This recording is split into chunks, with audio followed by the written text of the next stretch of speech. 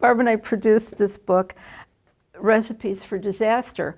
This format was breaking down a huge problem of climate change and to sort of bite-sized tastes of all the things that make up this huge problem we're now confronted with. We began with this recipe called expunge cake.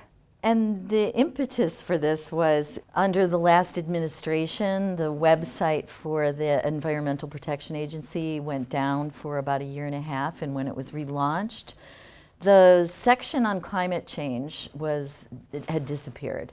So there had been a pretty systematic effort to bury climate crisis information. And so we were thinking a lot about what recipes are and the idea that they're passed down from one generation to the next. They're usually meant to preserve something and pass it down. If we put these things in the form of a recipe and encoded them in this book, that you would have agency to both turn the page and decide not to make that recipe. We speak about the economy, desertification, radioactive waste, and bombs. We speak about air pollution and wildfires, among other things.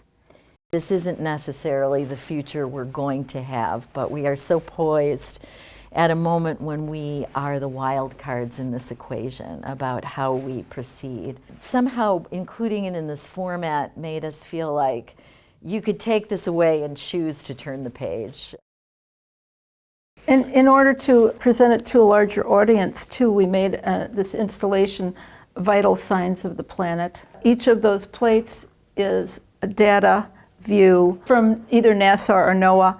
They render air pollution, the amount of pollutants in the air, specifically methane, also the temperature, hot spots and cold spots throughout the year. And the idea of using decorative plates, which are part of the problem, and yet so enticing, but so illegible for most of us to understand.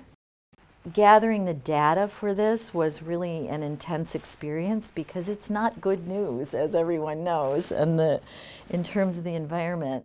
And I think that when you're also dealing with climate change, you can begin to get didactic about it and not leave room for someone to bring their own experience to it. And you don't want to be telling people what to think, but making work that's open-ended enough so it can be approached.